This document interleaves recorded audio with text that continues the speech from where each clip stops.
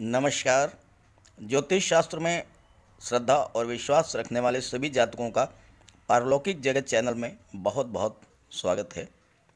बड़ी खुशी की बात है कि शनिदेव एक बार फिर से युवा हो चुके हैं, यानी शनिदेव का अंश बल 12 डिग्री से अधिक हो गया है और पूरे 90 दिन तक शनिदेव युवावस्था में ही गोचर करेंगे, यानी पूरे अंश बल के साथ रहेंगे और अपना श्रेष्ठतम फल प्रदान करेंगे।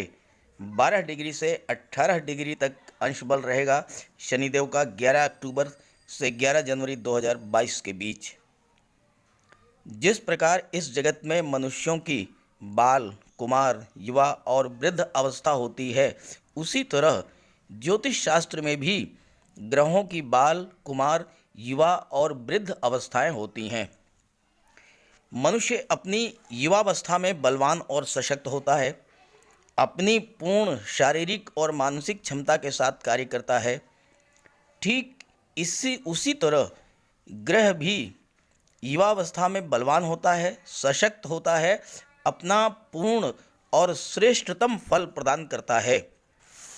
ग्रहों का बलाबल उनके अंशों के आधार पर तय किया गया है और कोई भी ग्रह 12 डिग्री से 18 डिग्री के बीच में अत्यंत बलवान होता है, युवा होता है।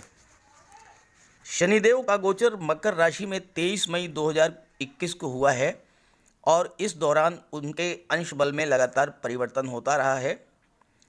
इसके पहले भी मैंने युवा शनि पर एक वीडियो अपलोड किया था। उस समय शनिदेव तो युवा थे ही, राहु और केतु भी युवा थे, लेकिन अब एक बार फिर से शनिदेव तो युवा हो रहे हैं, लेकिन अच्छी बात यह है कि राहु और केतु बलहीन हो रहे हैं। शनिदेव 11 अक्टूबर को जैसे ही मार्गी हुए हैं, उस समय उनकी डिग्री थी 12 डिग्री 42 मिनट और 11 जनवरी को उनकी डिग्री होगी 18 डिग्री 53 मिनट। तो इस प्रकार शनि पूरे 90 दिन तक अपनी पूर्ण युवावस्था में होंगे और अत्यंत श्रेष्ठ फल आपको प्रदान करेंगे। तो बात करते हैं उन 6 भाग्यशाली राशियों के बारे में जिनको युवा शनि का सबसे अधिक लाभ प्राप्त होने वाला है, और साथ ही साथ अब राहु केतु से डरने की भी आवश्यकता नहीं है, क्योंकि राहु केतु बलहीन हो रहे हैं। तो चलिए मैं पहले आपको शनिदेव के अंश बल के बारे में ही जानकारी दे देता हूँ। तो ये है शनिदेव का अंश बल। 11 अक्टूबर 2021 को शनिदेव का अंश बल था 12 डिग्री 42 मिनट और 17 सेकंड, यानी 11 अक्टूबर को शनिदेव अपनी युवावस्था में प्रवेश कर चुके थे पूरे बल के साथ। 11 नवंबर 2021 आज के दिन जब मैं ये वीडियो अपलोड कर रहा हूँ, शनिदेव की डिग्री है 13 डिग्री 31 मिनट और 27 सेकंड। 11 दिसंबर को शनिदेव की डिग्री होगी 15 डिग्री 41 मिनट और 1 सेकंड और 11 जनवरी 2021 को शनिदेव की डिग्री होगी 18 डिग्री 54 मिनट 3 सेकंड, यानी प्रौढ़ावस्था में होंगे और 11 जनवरी 2021 तक अपना पूरा लाभ आपको देंगे।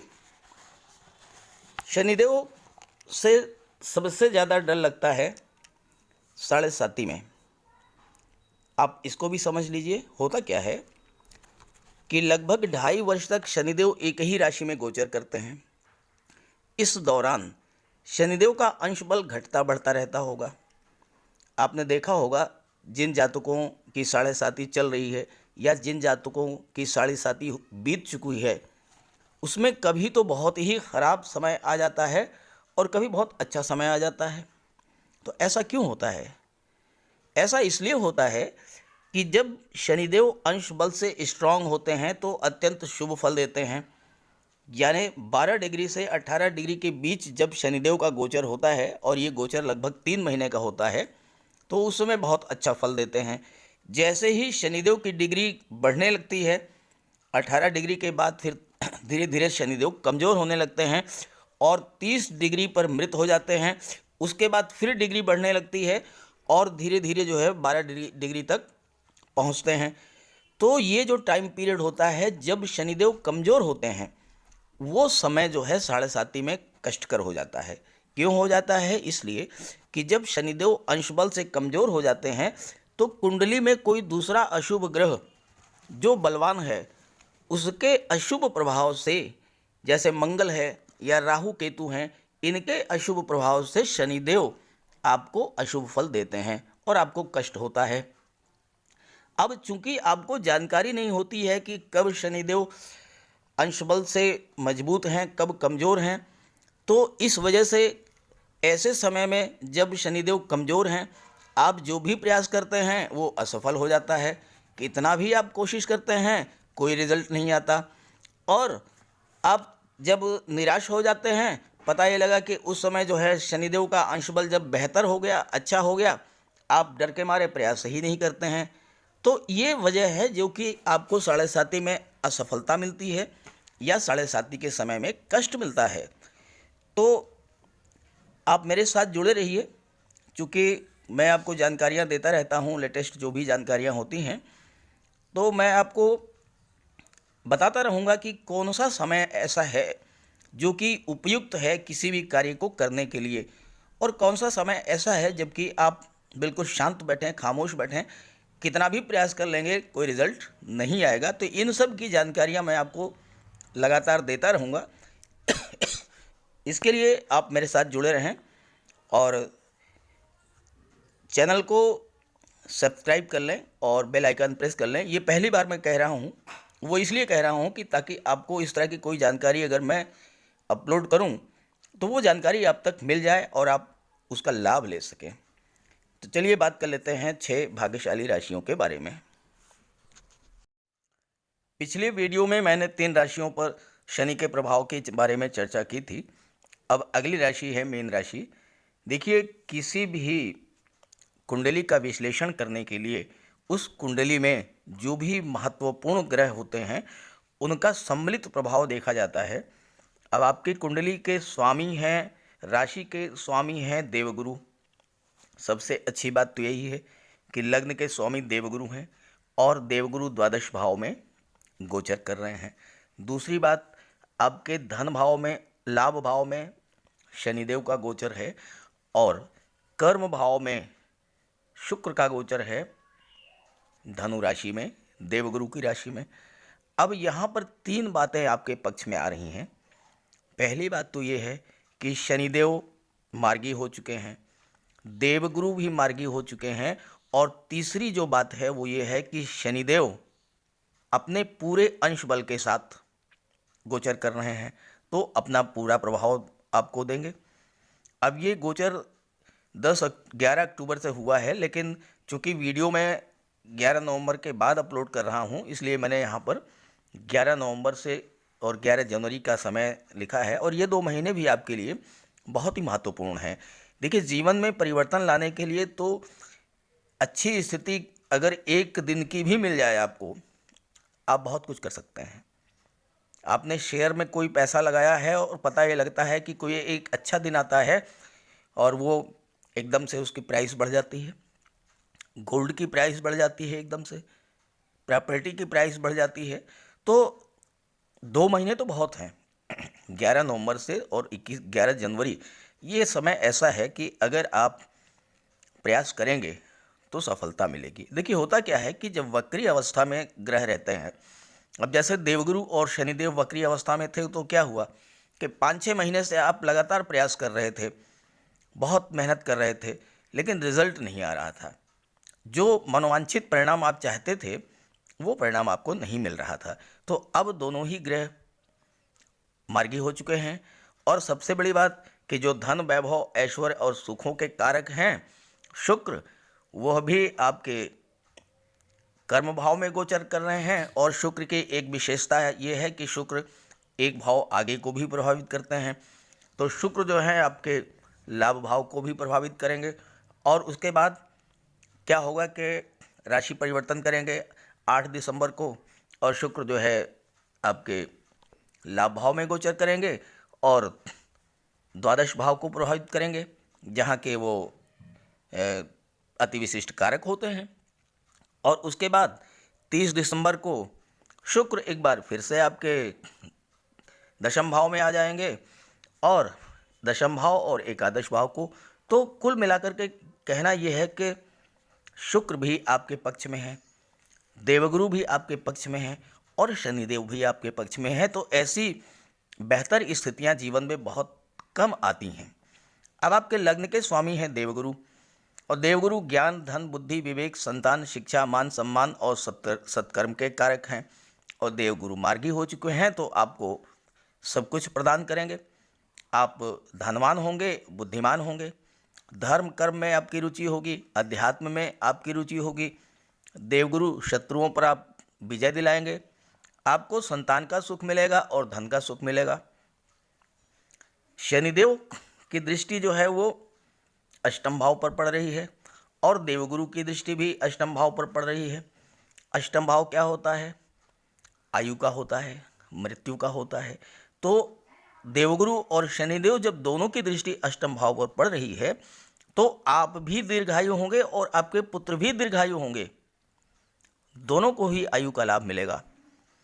और आप धन इतना होगा कि आप सोना और रत्न धारण करेंगे। देवगुरु दाम्पत्य जीवन के कारक हैं, दाम्पत्य जीवन आपका सुखी रहेगा, स्वभाव से आप अत्यंत उदार होंगे और आपका स्वास्थ्य भी ठीक रहेगा। इस बात के प्रबल योग हैं कि आप सरकारी नौकरी में होंगे और उच्च पद को धारण करेंगे, या फिर राजनीति में होंगे तो वहाँ आपको सफलता मिलेगी। सरकार से आपको मान सम्मान और धन की प्राप्ति होगी। साथ ही साथ अपने आदर्शों के कारण आप समाज में सम्मानित होंगे। देवगुरु द्वादश भाव में है। द्वादश भाव क्या हो? विदेश का होता है, तो विदेश से आपको धन की प्राप्ति होगी। विदेश से आपका कोई व्यापार व्यवसाय चल रहा है, वहाँ आपको लाभ होगा। देवगुरु शिक्षा के कारक होते हैं, तो आप विदेश में हायर एजुकेशन के लिए जा सकते हैं, वहाँ पर आप सेटल हो सकते हैं। एक बात समझें कि जो विदेश का मतलब ये है कि अपने घर से, अपने मातृभूमि से हट करके किसी दूसरे शहर में, किसी दूसरे प्रांत में आप चले जाएं तो उसे विदेश माना जाता है। अब बात करें शनिदेव की, तो शनिदेव आपकी कुंडली में लाभ भाव में गोचर कर रहे हैं, पूर्ण बलवान हैं, युवा स्थिति में हैं, तो आपको एकादश भाव का पूरा फल प्रदान करेंगे। और साथ ही साथ शुक्र भी एकादश भाव को प्रभावित करेंगे। और शनि और शुक्र का जो संगम है वो कहना ही क्या है, परम मित्र हैं। शनि शुक्र के प्रभाव को बढ़ा देते हैं। शुक्र धन, वैभव, ऐश्वर्य और सुखों के कारक हैं, तो एकादश भाव से आपको धन का लाभ होगा। एक से अधिक साधनों से आपको धन का लाभ होगा। मल्टी सोर्स इनकम होगी आपकी। अचानक से आपको कहीं से धन प्राप्त हो सकता है, लॉटरी से, शेयर से, गोल्ड से, प्रॉपर्टी से, या कोई डूबा हुआ पैसा है वो आपको मिल सकता है। साथ ही साथ देवगुरु चूँकि संतान और शिक्षा के कारक हैं, और साथ साथ शनिदेव की दृष्टि भी पंचम भाव पर पड़ रही है, संतान और शिक्षा के भाव पर। तो ये जो 2 महीने का समय है ये संतान प्राप्ति के लिए भी बहुत अच्छा है, और हायर एजुकेशन के लिए बहुत अच्छा है, विद्यार्थियों के लिए बहुत अच्छा है। खास करके वो जातक जो कि आईटी सेक्टर की पढ़ाई कर रहे हैं, कंप्यूटर या इंजीनियरिंग की पढ़ाई कर रहे हैं, कॉमर्स या मैनेजमेंट की पढ़ाई कर रहे हैं, या फिर प्रतियोगी परीक्षाओं की भी तैयारी कर रहे हैं, आईएएस, आईपीएस या सिविल सर्विसेज की तैयारी कर रहे हैं, तो ऐसे जातकों को जो है प्रबल धन लाभ होगा। और देखिए छठे भाव के स्वामी कौन हैं? बुध हैं, और बुध जो हैं वो देवगुरु के भी मित्र हैं, बुध जो हैं शुक्र के भी मित्र हैं, और बुध शनिदेव के भी मित्र हैं। देखिए कितनी अच्छी स्थिति बन रही है। तो सप्तम भाव जो कि आपका परिवार का भाव होता है, आपके लव लाइफ का भाव होता है, आपका विवाह का यो भाव होता है, आपके पार्टनरशिप का भाव होता है, वहाँ उसके स्वामी हैं बुध। तो सप्तम भाव पर तो देवगुरु, शनि, शुक्र और बुध सभी का प्रभाव पड़ेगा, और सभी शुभ प्रभाव देंगे, अच्छा फल देंगे। तो आपके पारिवारिक जीवन में किसी तरह की कोई समस्या थी, कोई तनाव था, वो बिल्कुल समाप्त हो जाएगा। और देवगुरु तो आपके अंदर इतना ज्ञान, बुद्धि और विवेक भर देंगे कि छोटी मोटी समस्याएं तो आएंगी ही नहीं, वो आप अपने आप सुलझा लेंगे। देवगुरु ज्ञान देते हैं, विवेक देते हैं। कुछ कहने से पहले, कुछ बोलने से पहले आप 10 बार सोचेंगे, और जब आप ऐसा करेंगे तो फिर तनाव की तो कोई स्थिति बनती ही नहीं है। जहाँ तक बात करें लव लाइफ की, तो पूरे योग बन रहे हैं कि आपका विवाह हो सकता है, और अगर विवाह इस गोचर काल में होता है तो बहुत ही श्रेष्ठ विवाह होगा, क्योंकि 3 ग्रह, बल्कि बुध को भी आप साथ में ले लीजिए तो चारों ही ग्रह आपके सपोर्ट में हैं, आपके फेवर में हैं। तो बहुत ही अच्छा जीवन साथी आपको प्राप्त होगा, शिक्षित होगा, धनाढ्य होगी आपकी ससुराल, और जीवन साथी आपको सपोर्ट करेगा पूरी तरह से। और अष्टम भाव पर दृष्टि पड़ रही है दोनों की, देवगुरु की भी और शनिदेव की भी। और अष्टम भाव जो होता है वो रिसर्च का भी होता है, अनुसंधान का होता है, डीआरडीओ से रिलेटेड होता है। तो अगर आप रक्षा क्षेत्र में या अनुसंधान के क्षेत्र में हैं, या आप अध्यात्म और ज्योतिष के क्षेत्र में हैं, आप कोई रिसर्च कर रहे हैं, तो आप बहुत आगे जाएंगे। बहुत बड़ी सफलता आपको इस 2 महीने में प्राप्त हो सकती है। और अष्टम भाव भूमि से नीचे के दबे हुए पदार्थों का भी है। तो अगर आप व्यापार व्यवसाय कर रहे हैं तो आप जो है भूमि से नीचे हुए के दबे हुए पदार्थ, जैसे कि माइंस, मिनरल है, पेट्रोलियम है, डीजल है, गैस है, या केमिकल प्रोडक्ट्स हैं, मेडिसिन्स हैं, या आप जो है कंस्ट्रक्शन वर्क से जुड़े हुए हैं, कोई आपका पुल निर्माण है या सड़क निर्माण है, या कंस्ट्रक्शन मटेरियल आप सप्लाई करते हैं, तो वहाँ से भी आपको लाभ मिलेगा। अब एक चीज़ और आप देख लीजिए कि जो अष्टम भाव होता है वो ससुराल पक्ष का होता है, तो आपको ससुराल पक्ष से भी आप लाभ प्राप्त करेंगे। और साथ ही साथ जो है देवगुरु की देखिए दृष्टि जो पड़ रही है, सप्तम दृष्टि, वो आपके रोग भाव पर पड़ रही है, छठे भाव पर पड़ रही है, और छठे भाव के स्वामी हैं सूर्य। और सूर्य और देवगुरु दोनों एक दूसरे को सपोर्ट करते हैं, तो यहाँ भी स्थितियाँ आपके लिए बेहतर हैं। रोग, ऋण, शत्रु, इन सब से आप बिल्कुल दूर हो जाएंगे देवगुरु के कृपा से। और चूंकि स्वामी आपके छठे भाव के सूर्य हैं, तो सूर्य आपको रोग मुक्त तो करेंगे ही, आपको शत्रुओं का भी विनाश कर देंगे। और देवगुरु की कृपा से आपको धन की प्राप्ति होगी, और जब धन की प्राप्ति होगी तो आपका कर्ज दूर हो जाएगा। तो कुल मिलाकर के ये स्थितियां बहुत ही बेहतर हैं, और सबसे ज़्यादा सपोर्टिंग पोजीशन में आपके लिए शुक्र हैं। शुक्र आपकी कुंडली के 10वें भाव में है। 10वां भाव यानी कि कर्म का भाव। तो किस दिशा में आपको सफलता मिलेगी, किस दिशा में कार्य आप करेंगे। तो शुक्र कला के कारक हैं, शुक्र सौंदर्य के कारक हैं। तो आप कलात्मक वस्तुएं हैं, या जैसे सुख सुविधा के साधन हैं, जैसे रेडीमेड गारमेंट्स है, कॉस्मेटिक्स है, या परफ्यूम्स हैं, या ड्रेस डिज़ाइनिंग है, फैशन डिज़ाइनिंग का कार्य है, या सुख सुविधाओं के बढ़ाने वाले साधन हैं। घर के लिए जो आप खरीदते हैं, एसी है, सोफ़ा है, टीवी है, इन सब का व्यापार व्यवसाय करते हैं तो उसमें आपको सफलता मिलेगी। शुक्र कला के कारक हैं। अब अगर आप लेखन से जुड़े हुए हैं, वादन से जुड़े हुए हैं, गायन से, अभिनय से जुड़े हुए हैं, या आप जो है कोई आपका जो है वो पब्लिशर हैं आप, या बुक सेलर हैं, या कला से संबंधित कोई भी गायन, वादन, नृत्य, अभिनय, लेखन, इन सब क्षेत्रों से अगर आप जुड़े हुए हैं तो आपको बहुत बड़ी सफलता मिलेगी, और धन का बहुत बड़ा लाभ भी प्राप्त होगा। अगली भाग्यशाली राशि है तुला राशि, और आपके लग्न के स्वामी हैं शुक्र, जो कि कुंडली के पराक्रम भाव में गोचर कर रहे हैं धनु राशि में। तुला राशि शनिदेव की मूल त्रिकोण राशि है, और तुला राशि पर शनिदेव की विशेष कृपा रहती है। अब यहाँ एक चीज़ आप समझिए बहुत गौर से, कि 4-5 स्थितियाँ ऐसी हैं जो कि आपके पक्ष में हैं और आपको बहुत अधिक सपोर्ट कर रही हैं। किसी भी कुंडली का विश्लेषण करने समय केवल एक ग्रह का विचार नहीं किया जाता है, बल्कि जो और भी सपोर्टिंग ग्रह हैं उनका विचार किया जाता है। अब आपकी कुंडली में देखिए कि शनिदेव सुख भाव में गोचर कर रहे हैं, देवगुरु पंचम भाव में गोचर कर रहे हैं, संतान और शिक्षा के भाव में, और शुक्र का गोचर आपके पराक्रम भाव में है। तीन प्रबल ग्रह शनिदेव और देवगुरु की स्थिति क्या है कि 4-5 महीने पहले से ये वक्री अवस्था में थे। वक्री अवस्था में होने से क्या था कि आपका कोई कार्य जो है वो सही ढंग से नहीं हो पा रहा था, कार्यों में रुकावट आ जाती थी, क्योंकि जब ग्रह वक्री होते हैं तो कार्य को स्लो कर देते हैं। लेकिन 11 अक्टूबर को शनि वक्र मार्गी हो गए और देवगुरु 18 अक्टूबर को मार्गी हो गए, और सबसे बड़ी बात कि शनिदेव 11 अक्टूबर से पूरे अंश बल से हैं।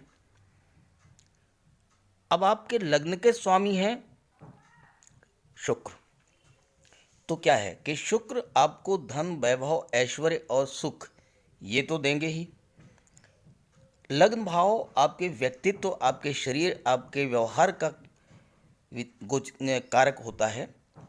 वहाँ से आपके व्यक्तित्व, वाणी, व्यवहार का विचार किया जाता है। शुक्र के प्रभाव से क्या होगा, आपकी वाणी अत्यंत मधुर होगी, व्यक्तित्व अत्यंत आकर्षक होगा और व्यवहार अत्यंत मिलनसार होगा। शनिदेव की दृष्टि पड़ रही है आपके लग्न पर, इसका क्या प्रभाव होगा। शनिदेव आपको कर्मठ बनाएंगे, आपको परिश्रमी बनाएंगे, आपको मेहनत करना सिखाएंगे और आपकी आयु में वृद्धि करेंगे, बीमारियों से मुक्ति दिलाएंगे, दीर्घायु होंगे आप। और देवगुरु की भी दृष्टि पड़ रही है लग्न पर, और देवगुरु ज्ञान के, बुद्धि के, विवेक के, धर्म के, सत्कर्म के कारक हैं। तो आपके पास बुद्धि, विवेक, ज्ञान, इन सब की वृद्धि होगी, आपका मन धर्म और सत्कर्म में लगेगा। तो मनुष्य के शरीर में उसका मस्तिष्क ही सबसे महत्वपूर्ण है, और अगर आपके पास एक सॉलिड, एक स्ट्रॉन्ग माइंड है जिसमें ज्ञान है, बुद्धि है, विवेक है, व्यक्तित्व आकर्षक है, वाणी आपकी मधुर है और परिश्रमी स्वभाव है, अगर ये सारी चीज़ें आपके पास हैं तो फिर आपको क्या कमी है, क्या नहीं कर सकते हैं आप। और ये स्थितियां बन रही हैं 2 महीने के लिए। हालांकि ये स्थितियां तो 11 अक्टूबर से ही बनी हैं, लेकिन ये मैं 11 नवंबर से इसलिए इसमें दिखा रहा हूँ क्योंकि ये वीडियो मैं 11 नवंबर के बाद अपलोड कर रहा हूँ, और दूसरी देवगुरु का जो गोचर है पंचम भाव में वो 21 नवंबर को होगा। तो इसलिए जो है ये 2 महीने आपके लिए सफलता के पूरे योग हैं, हर क्षेत्र में सफलता मिलेगी। पहले शनिदेव की बात करें। देखिए, शनिदेव की दृष्टियां जो है, मैंने लग्न के बारे में बात कर ली। सुख भाव में शनिदेव का गोचर है तो सुखों में वृद्धि करेंगे, भौतिक सुख। शनिदेव वाहन के कारक हैं, शनिदेव भूमि के कारक हैं, तो ज़मीन, जायदाद, प्रॉपर्टी, मकान, वाहन ये सब दिलाएंगे। दूसरी बात, आपके परिवार में आपके माता पिता, भाई बहन, चाचा ताऊ, इन सब से कोई रिश्ते अगर आपके ख़राब थे वो बिल्कुल सही हो जाएंगे। आप खुद, आपके अंदर इतना ज्ञान, विवेक और बुद्धि होगी कि आप अपने परिवार को अपने पास बैठा करके, एकजुट करके और सारी समस्याओं को निपटा देंगे। तो आपको मानसिक शांति भी रहेगी, और जब आपको मानसिक शांति रहेगी तो फिर आप कर्म क्षेत्र में पूरे बल से उतरेंगे, क्योंकि शनिदेव की दृष्टि कर्म भाव पर पड़ रही है। तो कार्य क्षेत्र में आपको सफलता दिलाएंगे। शनिदेव से संबंधित जो भी कार्य हैं, जैसे कि आप माइंस एंड मिनरल के काम में जुड़े लगे हुए हैं, आप petroleum, diesel, gas, oil, chemical products, medicines, इन सब कार्यों से जुड़े हुए हैं तो आपको सफलता मिलेगी। चिकित्सा जगत से अगर आप जुड़े हुए हैं शनिदेव के कृपा से, अगर आप डॉक्टर हैं, सर्जन हैं, आप मेडिकल अफसर हैं, सीएमओ हैं, नर्स हैं, कंपाउंडर हैं, फार्मासिस्ट हैं, आपका कोई क्लिनिक है, आपका मेडिकल स्टोर है, आपकी पैथोलॉजी लैब है, आपका हॉस्पिटल है, नर्सिंग होम है, या आप इन सब से जुड़े हुए हैं, तो आपके कार्यों में स्पीड आएगी, आपको लाभ मिलेगा। अभी तक इन कार्यों में आपको जो दिक्कत आ रही थी, जो रुकावट आ रही थी, वो बिल्कुल समाप्त हो जाएगी। और शनिदेव की दृष्टि जो है आपके 6ठे भाव पर पड़ रही है, रोग, ऋण, शत्रु के भाव पर। तो कहना ही क्या है, ना तो रोग रहेगा, ना ऋण बचेगा, ना शत्रु बचेंगे। शनिदेव तीनों का निपटारा कर देंगे। अब देवगुरु आपके पंचम भाव में गोचर कर रहे हैं। पंचम भाव क्या होता है? संतान और शिक्षा का होता है। तो ये 2 महीने जो हैं संतान प्राप्ति के लिए बहुत ही बेहतर योग हैं।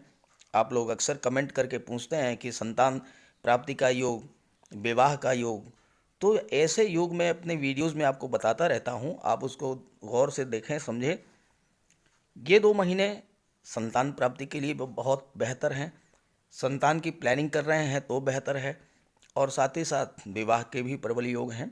और इस गोचर काल में अगर विवाह होता है तो बहुत ही अच्छी स्थितियाँ होंगी, बहुत ही आपको धनाढ़ ससुराल मिलेगी, उच्च शिक्षिता पत्नी प्राप्त होगी, और पत्नी का व्यवहार अत्यंत मृदु होगा।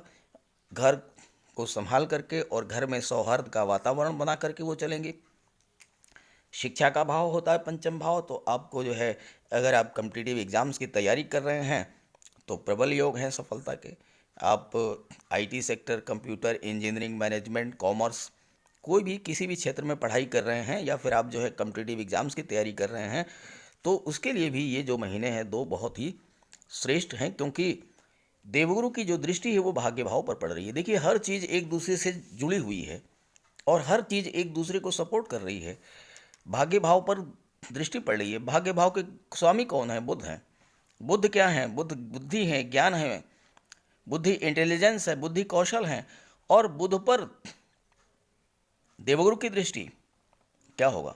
आपकी बुद्धि तीव्र होगी, सफलता मिलेगी।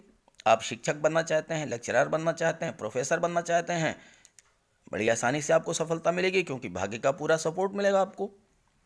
साथ ही साथ बुद्ध से रिलेटेड, बुद्धि से संबंधित जो भी कार्य हैं, आप बैंक में जॉब करना चाहते हैं, आप एलआईसी में जॉब करना चाहते हैं, आप इंश्योरेंस के क्षेत्र में जॉब करना चाहते हैं, या फिर आप जो है म्यूज़िक के क्षेत्र में, या फिर व्यापार के कारक हैं बुध, तो आपका कोई व्यापारिक प्रतिष्ठान है, कोई आपकी जो है इंडस्ट्री है, कोई आपकी फैक्ट्री है, हर जगह आपको लाभ होगा। आपकी कोई रिटेल स्टोर की शॉप है, वहाँ पर आपको सफलता मिलेगी। तो कुल मिलाकर के स्थितियाँ बहुत ही बेहतर हैं। और सबसे बेहतर स्थिति मैं आपको बता दूं, वो है लाभ भाव।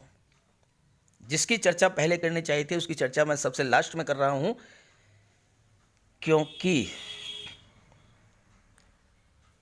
एकादश भाव पर देवगुरु की दृष्टि पड़ रही है। और एकादश भाव के स्वामी कौन हैं? सूर्य हैं। सूर्य और देवगुरु प्रबल मित्र हैं। तो आपको हर तरह का लाभ होगा। धन का लाभ, संतान का लाभ, शिक्षा का लाभ, मान सम्मान, पद प्रतिष्ठा का लाभ मिलेगा। एक से अधिक साधनों से आप धन प्राप्त करेंगे। कोई ऐसी प्रॉपर्टी, कोई ऐसा शेयर, कोई ऐसा निवेश ऑल ऑफ सडन आपको बहुत अच्छा खासा रिटर्न दे जाएगा। और शुक्र के बारे में तो कहना ही क्या है। आपको मैं बता दूं कि शुक्र अभी आपको जो है पराक्रम भाव में है। 8 दिसंबर को शुक्र आपके सुख भाव में गोचर कर जाएंगे और 30 दिसंबर तक सुख भाव में रहेंगे। और शनि और शुक्र बहुत गहरे मित्र हैं। शनि के प्रभाव से शुक्र के बल में वृद्धि होगी, शुक्र के प्रभाव में वृद्धि होगी, तो क्या होगा? आपको धन, संपत्ति, प्रॉपर्टी, वाहन, मकान, दुकान सब कुछ प्राप्त होगा। हर तरह का भौतिक सुख शुक्र आपको प्रदान करेंगे। और साथ ही साथ शुक्र जब चतुर्थ भाव में होंगे तो शुक्र की एक विशेषता है, यद भावात द्वादशो शुक्रो यद भावेशान तथैव च यद कारकाच सो अंतस्थो नूतन वृद्धिदो भवेत्। अर्थात शुक्र जिस भाव से 12वें में होते हैं उसको भी प्रभावित करते हैं। तो शुक्र जो है वो पंचम भाव से 12वें में होंगे, तो शुक्र आपके पंचम भाव को भी प्रभावित करेंगे। तो आपका विवाह करा देंगे, संतान प्राप्ति कराएंगे, संतान प्राप्ति का योग बनाएंगे। संतान की आप प्लानिंग कर रहे हैं तो आपको उसमें सफलता मिलेगी। और उसके बाद एक बार फिर से शुक्र जो हैं वो जनवरी में बैक हो जाएंगे धनु राशि में, तो आपको पराक्रम में वृद्धि करेंगे। और साथ ही साथ जो है आपके चतुर्थ भाव को प्रभावित करेंगे, तो आपके सुख साधनों में वृद्धि करेंगे। तो कुल मिलाकर के ये कहना है कि इस समय आपके पक्ष में देवगुरु हैं, शनिदेव हैं, बुध देव हैं और शुक्र भी आपके पक्ष में है। जब 4 ग्रह आपके पक्ष में हैं तो इस मौके का पूरा लाभ उठाइए। ज्योतिष शास्त्र यही कहता है कि जब स्थितियां आपके पक्ष में हों तो लाभ उठाइए, ज़्यादा से ज़्यादा लाभ प्राप्त कीजिए। और जब स्थितियां खराब होती हैं तो शांत बैठिए। तो उसके बारे में मैं अपने वीडियोज़ में आपको लगातार बताता रहता हूं। फिलहाल की जो स्थिति है वो बहुत ही बेहतर है और आप इसका पूरा लाभ उठाएं। चलिए बात करते हैं अगली राशि के बारे में। अगली भाग्यशाली राशि है वृश्चिक राशि। वृश्चिक राशि मंगल की राशि है। आपके राशि के स्वामी मंगल हैं और मंगल के प्रभाव से आपके अंदर पराक्रम, साहस, शौर्य और ऊर्जा ये भरपूर मात्रा में होगी। शनिदेव का गोचर कहाँ हो रहा है, ज़रा गौर कीजिए। शनिदेव का गोचर मंगल के भाव पराक्रम भाव में हो रहा है और शनिदेव क्या करते हैं, शनिदेव आपसे परिश्रम कराते हैं, आपके परिश्रम करने की क्षमता, मेहनत करने की क्षमता में वृद्धि कर देते हैं। और जब आप मेहनत करेंगे, साहस करेंगे, कोई ऐसा कार्य, कोई ऐसा प्रोजेक्ट जिसको आप शुरू करने से डर रहे थे, हिम्मत आपकी नहीं पड़ रही थी, वो स्थितियां अब बदल चुकी हैं। आप उस कार्य को करेंगे, सफलता मिलेगी और जब सफलता मिलेगी तो क्या होगा, शुक्र आपके धन भाव में गोचर कर रहे हैं, पैसा आएगा, बचत होगी, बैंक बैलेंस बढ़ेगा, आप गोल्ड में, शेयर में, प्रॉपर्टी में निवेश करेंगे। अभी तक आपको सफलता क्यों नहीं मिल रही थी, इस पर ज़रा गौर कीजिए। शनिदेव और देवगुरु ये दोनों ही ग्रह वक्री थे और जब दोनों ग्रह, जो कि दोनों ही बहुत महत्वपूर्ण ग्रह हैं और कुंडली को सबसे ज़्यादा प्रभावित करते हैं, जब ये वक्री थे तो आपका हर काम जो है वो स्लो हो गया था, सफलता नहीं मिल रही थी। आप मेहनत कर रहे थे लेकिन रिजल्ट नहीं आ रहा था। लेकिन 11 अक्टूबर से शनिदेव मार्गी हो गए, देवगुरु 18 अक्टूबर से मार्गी हो गए। अब क्या है कि अब कार्य जो है आपका बिल्कुल सही स्पीड में दौड़ेगा, कार्य में गति आएगी और आपको सफलता मिलेगी। और सबसे बड़ी बात कि शनिदेव 11 अक्टूबर से पूरे बलाबल के साथ हैं।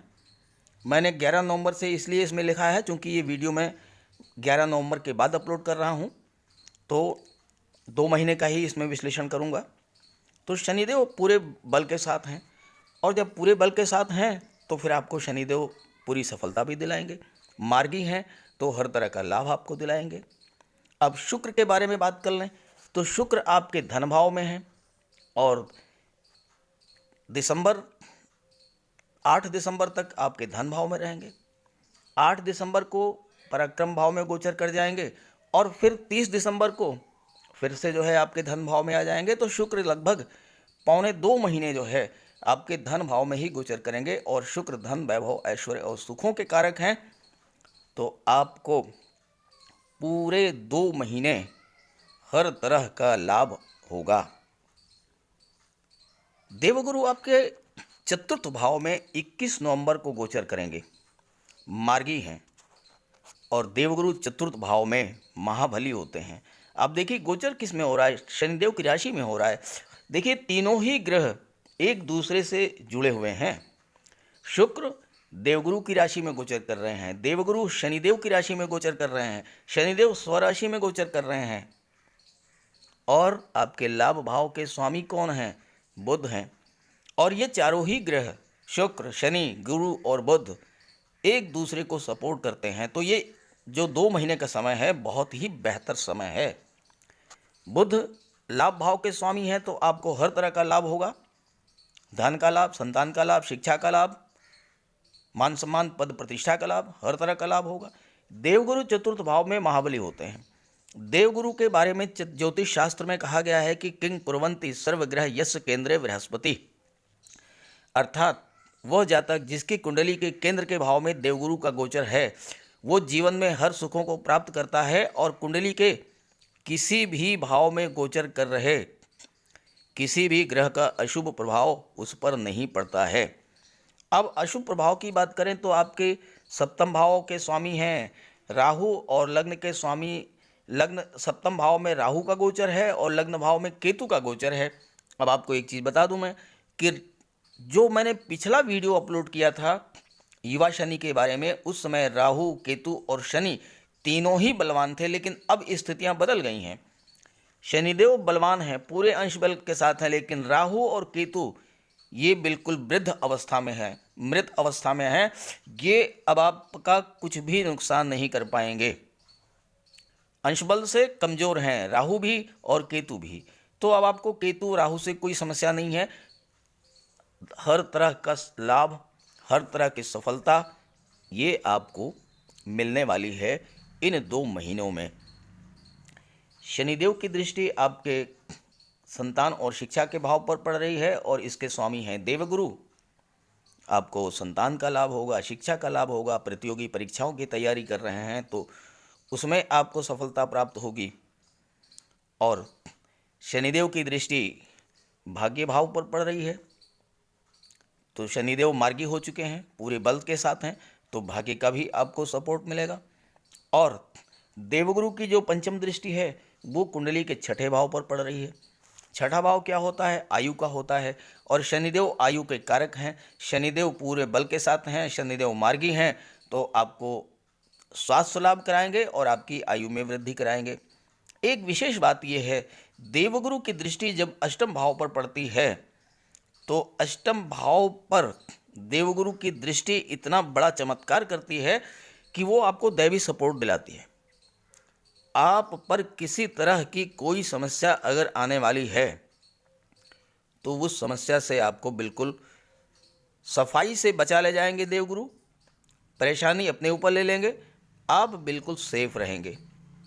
देवगुरु की दृष्टि आपकी कुंडली के दशम भाव पर पड़ रही है। दशम भाव क्या है? कर्म का भाव है। कर्म का भाव यहाँ से डिसाइड होता है कि आप किस क्षेत्र में सफलता अर्जित करेंगे। और यहाँ के स्वामी कौन हैं? सूर्य हैं, और देवगुरु और सूर्य भी एक दूसरे को सपोर्ट करते हैं। यहाँ भी स्थितियाँ आपके पक्ष में हैं। अब अगर आप शिक्षक हैं, बैंक के कर्मचारी हैं, वकील हैं, अर्थशास्त्री हैं, कोर्ट कचहरी के कर्मचारी हैं, या फिर आप काउंसलर हैं, या आप फाइनेंस सेक्टर या एजुकेशन सेक्टर से जुड़े हुए हैं, सफलता के पूरे योग हैं। हर तरह का आपको लाभ मिलेगा। आप ब्याज बट्टा गिरवी का कार्य करते हैं, ब्रोकरेज का कार्य करते हैं, शेयर मार्केट करेंसी से जुड़े हुए हैं, उसमें भी आपको लाभ मिलेगा। साथ ही साथ अगर आप राजनीति से जुड़े हुए हैं, आपका कोई शिक्षण संस्थान है, आपकी कोई कोचिंग इंस्टीट्यूट है, आपका कोई डिग्री कॉलेज है, आपका कोई इंटर कॉलेज है, आपका कोई नर्सिंग कॉलेज है, आपका कोई बीएड कॉलेज है, हर क्षेत्र में आपको सफलता मिलेगी। देवगुरु शिक्षा के कारक हैं। आप अगर बुक सेलर हैं, पब्लिशर हैं, राइटर हैं, वहाँ भी आपको सफलता मिलेगी। साथ ही साथ अगर आप स्वर्ण आभूषण ज्वेलरी का कार्य करते हैं, ज्योतिष, राजनीति, धर्म, उपदेश के कार्य से जुड़े हुए हैं, मीडिया, पत्रकारिता, मार्केटिंग और इंश्योरेंस से जुड़े हुए हैं, यहाँ भी आपको प्रबल लाभ होगा। और सूर्य क्या हैं? सूर्य शासन, प्रशासन और सरकारी नौकरी के कारक हैं, और सूर्य दशम भाव के स्वामी हैं, और दशम भाव पर दृष्टि पड़ रही है देवगुरु की।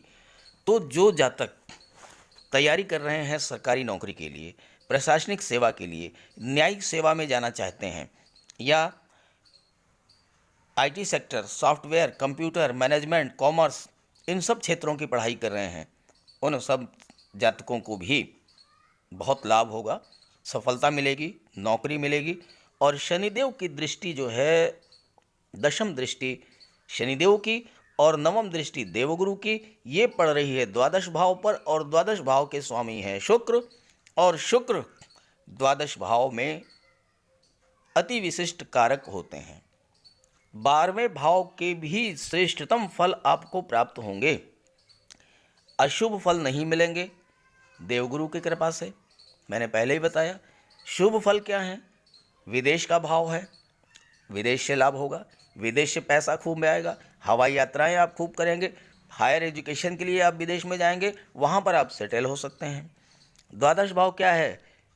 अस्पताल का है, तो जो डॉक्टर हैं, कंपाउंडर हैं, नर्स हैं, सीएमओ हैं, मेडिकल अफसर हैं, सीएमएस हैं, फार्मासिस्ट हैं, इन सब को लाभ होगा। जिनका खुद का कोई नर्सिंग होम है, कोई हॉस्पिटल है, कोई क्लिनिक है, कोई मेडिकल स्टोर है, पैथोलॉजी लैब है, उनको भी लाभ होगा। द्वादश भाव जेल का होता है, तो जो जातक जेल विभाग में कार्य कर रहे हैं, जेलर हैं, जेल सुपरिटेंडेंट हैं, या पुलिस विभाग के कर्मचारी हैं, उनको धन का लाभ होगा, उनके जीवन में शुभता और सफलता मिलेगी। और न्यायपालिका से संबंध रखता है द्वादश भाव, तो आप समझ लीजिए कि वहाँ जो न्यायपालिका से जुड़े हैं, वकील हैं, जज हैं, मजिस्ट्रेट्स हैं, पेशकार हैं, या लिपिक वर्गीय कर्मचारी हैं, उन सभी को बहुत बड़ा लाभ होगा। तो कुल मिलाकर के स्थितियाँ बहुत बेहतर हैं, इसका लाभ उठाएं। आइए बात कर लेते हैं उपाय और सावधानियाँ। चूँकि वीडियो काफ़ी बड़ा होता जा रहा है, इसलिए 3 राशियों पर ही इस वीडियो में चर्चा कर पाएंगे। अगले वीडियो में बाकी राशियों के बारे में चर्चा करेंगे। बात करें उपाय और सावधानियों के बारे में, तो शनिदेव के लिए आप ऐसा कोई कार्य मत कीजिए जिससे वो नाराज़ हों। जैसे कि झूठ है, छल है, कपट है, फरेब है, बेईमानी है, आलस्य है, लापरवाही है, स्लैकनेस है। ये सारे कार्य जो हैं शनिदेव को पसंद नहीं है, तो ये मत कीजिए। दूसरे, किसी भी गरीब व्यक्ति को कष्ट मत दीजिए।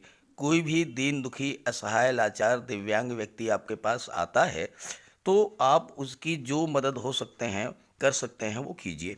नहीं कर सकते हैं तो उसको जो है श्रद्धापूर्वक मना कर दीजिए, लेकिन उसका कोई अपमान मत कीजिए, उसे किसी तरह का कोई कष्ट मत दीजिए और उसे जाने दीजिए। और अगर आप कर सकते हैं तो धन से मदद कर दीजिए, या उसका कोई काम ऐसा है जो कि आपके सहयोग से हो सकता है।